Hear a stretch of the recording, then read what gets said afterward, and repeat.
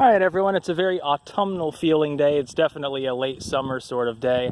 I figured I'd show off the back bed here because I did some weeding and edging, and also in back some work here. I got a new machete today actually, and so I sliced down the path and remulched it here.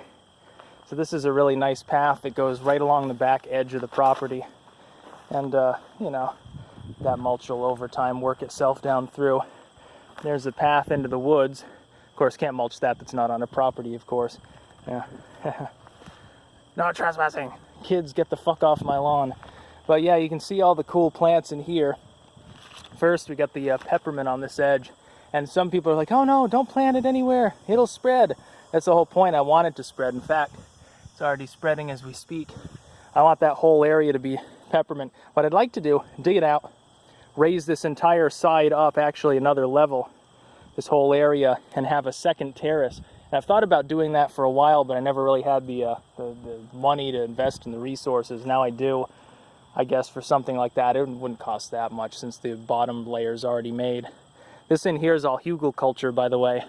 This whole bed is prefaced on that. There's rhubarb, which the rhubarb, of course, because early on in the year I wasn't mixing fertilizer properly, got a little stunted. Didn't do so well this year, but it is alive. It will be fine.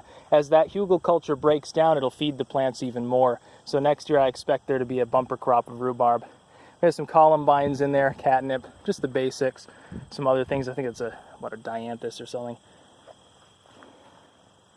These little pink flowers here. There's a sunflower growing randomly, as you can see. One of the miniature, I think.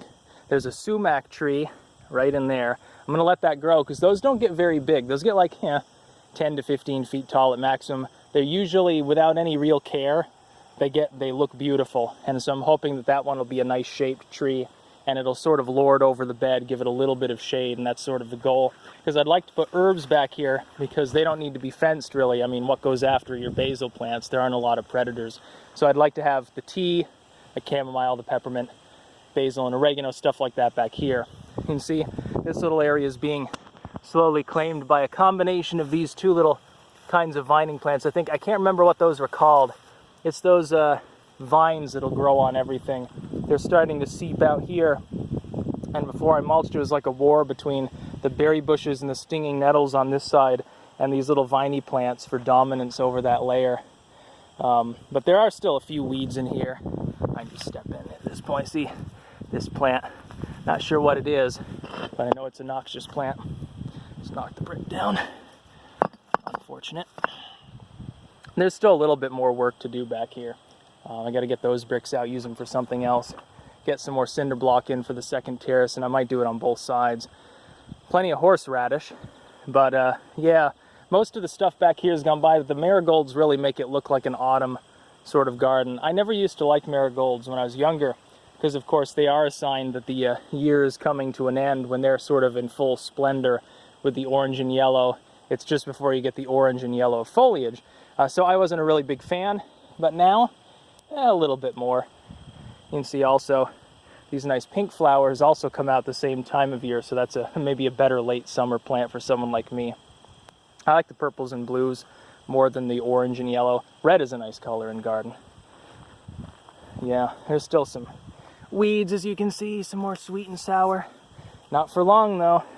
So that mulching's done. For the actual garden itself though, the main garden, what I'm going to do mulch-wise, mix of hay and forest debris, just like last time. It worked so well, there's no reason to change that recipe. I'm going to re-edge around the fence, expand it probably, which means I'll redo the whole thing, mow it, remulch a little bit. I'll put a little bit of a sprinkling on everything, but the new area that I'm going to be building on the side will have twice as much. And that should pretty much do it. It's rather breezy today also, as you can probably see.